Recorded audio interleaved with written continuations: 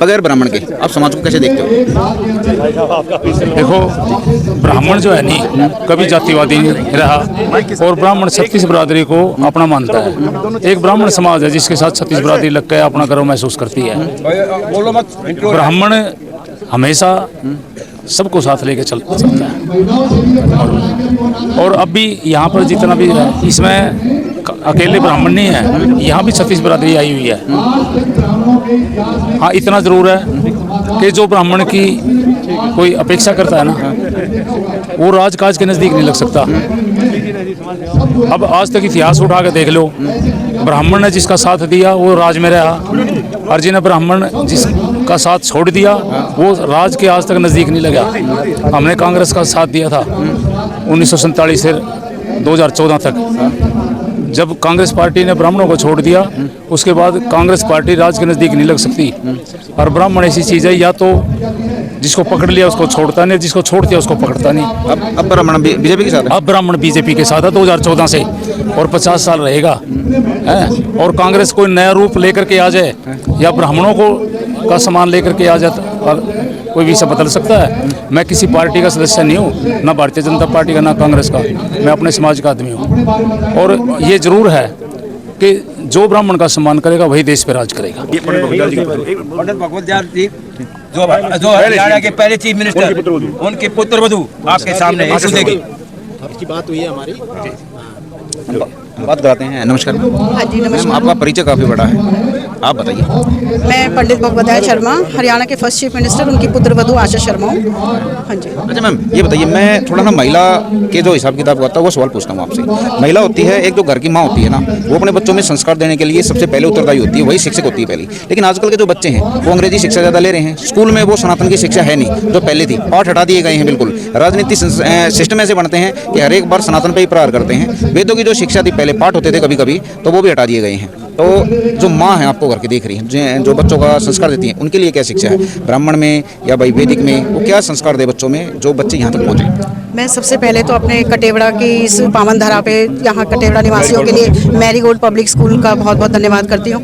उन्होंने हम ब्राह्मणों को सबको इकट्ठा किया और एक बड़ा अच्छा संदेश गया है कि हम सब ब्राह्मणों को एक होकर रहना। और रही बात आप महिला के लिए जो आप बोल रहे हैं कि हर महिला यही चाहती है कि मेरा बच्चा बहुत ही संस्कारी बने। और हम जहाँ भी जाती हूँ मेरा पहला यही है, पढ़ाई से ज़्यादा पहले बच्चा संस्कारी होना चाहिए। बच्चा संस्कारी होगा, एजुकेशन तो नॉर्मल है, वो तो पढ़ लेगा बच्चा, लेकिन संस्कारी होना, अपने सनातन धर्म के बारे में जानना बहुत जरूरी है। अच्छा, मतलब ये जो स्कूल की शिक्षा है उससे अलग एक शिक्षा घर पे भी होनी चाहिए? हाँ बिल्कुल, और स्कूलों में भी पढ़ाई जाती है, ऐसा नहीं है। स्कूलों में भी अपने धर्म को लेके, सनातनी धर्म को लेके भी बहुत, अपने फेस्टिवल को लेके बहुत कुछ सिखाया जाता है। और घर में तो हर माँ बाप सिखाते ही हैं।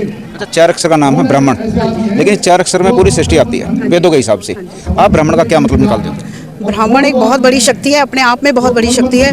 बस ब्राह्मण को पता नहीं अभी अपनी शक्ति के बारे में। अगर ब्राह्मण को सही मायने में अगर अपनी शक्ति का पता लग जाए तो ब्राह्मण के आगे कोई ठहर नहीं सकता। अच्छा, जो आपने कही, देखो सवाल में से सवाल निकल रहे हैं, मैं थोड़ा टाइम और लूँगा। आपने कही भी ब्राह्मण अपनी शक्ति भूल चुका है। जो नई पीढ़ियाँ हैं उस पर दारोमदार ज़्यादा रहते हैं, जैसे नई पीढ़ियाँ ये खड़ी हैं, तो नई पीढ़ियाँ जो अपनी शक्ति भूल चुकी हैं, क्योंकि ब्राह्मण अगर अपनी शक्ति भूल गया तो छत्तीस बिरादरी को मुश्किल हो जाएगी। सीधी सी बात है, गणित लगता है वहाँ पे। शिक्षा तो वही दे रहा है ना, अब शिक्षा के बगैर तो बच्चों का कुछ होगा नहीं। तो 35 बिरादरी तो बाट में बैठी हैं, तो वो अपनी शिक्षा कैसे, अपनी जो ताकत भूल चुका है वो कैसे वापस लेके आए? उसके लिए तो मैं अपने सब बुजुर्ग मेरे साथ खड़े हुए हैं, अपने बड़ों से यही कहूँगी, हमारे जो बड़े बुजुर्ग हैं ये इन बच्चों को शिक्षा देंगे, ये संस्कार बताएंगे बच्चों को। और ऐसा नहीं है, हर बच्चे के लिए मैं यही कहूँगी जरूर अपने बड़े बुजुर्गों के साथ बैठें, थोड़ा टाइम स्पेंड करें उनके साथ, तभी वो संस्कार ले पाएंगे।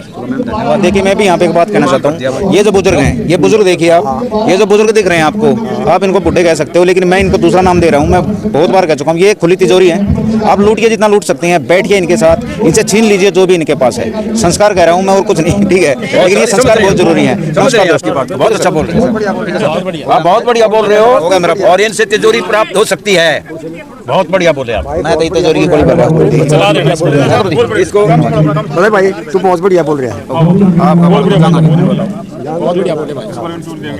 ब्राह्मण समाज में हमको एक नया ग्रुप मिला है, इनका पहले परिचय लेंगे और फिर इनसे जवाब लेंगे बिल्कुल बहुत बढ़िया वाले, क्योंकि जो समाज लेना चाहता है ब्राह्मण समाज से वही जवाब लेंगे, हमारे कोई निजी सवाल नहीं है। नमस्कार जी, मैं जी आपका परिचय और आपके ग्रुप का परिचय चाहूँगा।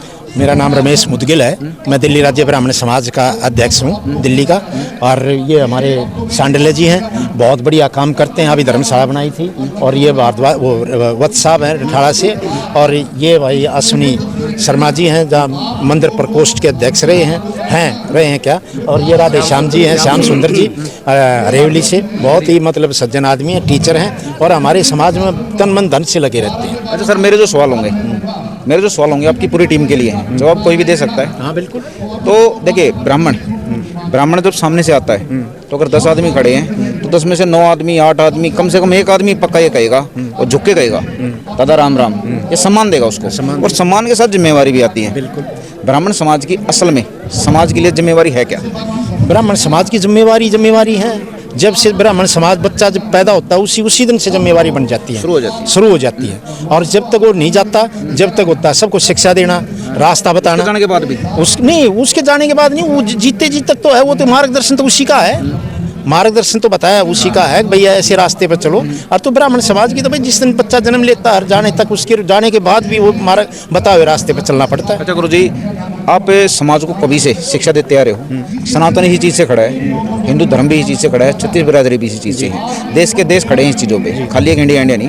तो अब क्या है कि आपकी जो शिक्षा है वेदों से शुरू होती है, वेदों में रहती है, लेकिन वेद धीरे धीरे हमारी शिक्षा से बिल्कुल ख़त्म कर दिए जा रही है। कोई पार्ट वहाँ पे दिखता नहीं, राम का नाम लेना भी प्राइवेट स्कूलों में वर्जित हो चुका है। तो ये जो वहाँ से हमारी शिक्षा का नुकसान हो रहा है, इस नुकसान की भरपाई कैसे करें?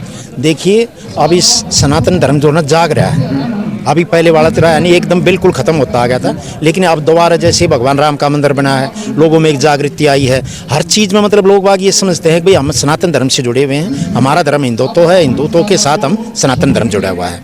और ब्राह्मण का कर्तव्य है अब भाई अपने धर्म की रक्षा करना, और भाई ब्राह्मण करता भी आया है रक्षा, आज से नहीं अब सदियों से रखता है। और ये ज्ञान हमें वेदों से मिलता है, वेदों से सारा ज्ञान मिलता है। ऐसा नहीं है अब वेद अभी ख़त्म होता जा रहा है, दोबारा रिकवर हो रहा है, वेद आ रहा है वापस, हमारे संस्कार में आ रहा है। अब सभी जानने लगे हैं, अभी वेद हैं हमारे 4 वेद हैं, तो उन वेदों से ही हमें ज्ञान मिलता है। और अब ऐसा नहीं ख़त्म हो रहा है, आएगा वेद, दोबारा आएगा। साइकिल है, चलनी पड़ेगी। हाँ, चलना पड़ेगी बिल्कुल, जब पता होंगे तब अपने यहाँ पड़ जाएगा, बिल्कुल आएगा, सृष्टि है तो। अच्छा गुरु जी, आपने कहा कि धर्म की रक्षा करनी चाहिए। धर्म की रक्षा का जो जवान पीढ़ी है या ज़्यादा उग्र हैं, या राजनीतिक पार्टियां भी अपनी तरह से इस्तेमाल करती हैं धर्म को, गलत तो नहीं कर रहा ना मैं, वहाँ पे हमारा युवा या हम फंस के खड़े हो जाते हैं।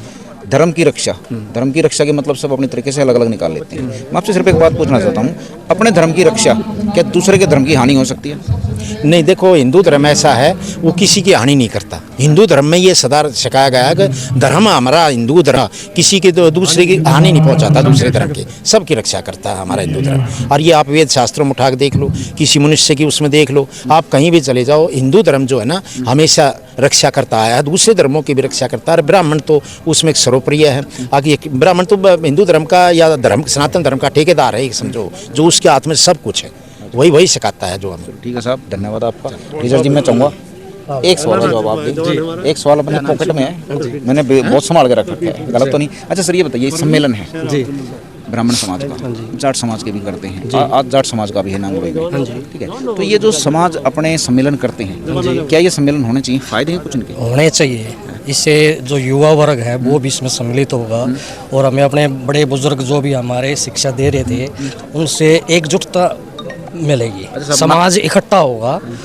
भाई आज इतने आदमी इकट्ठे हो रहे हैं, व्यूज सुने हमने धर्म के प्रति भी सुने, अपने धर्म और अपने समाज के प्रति भी जागरूकता उत्पन्न होगी।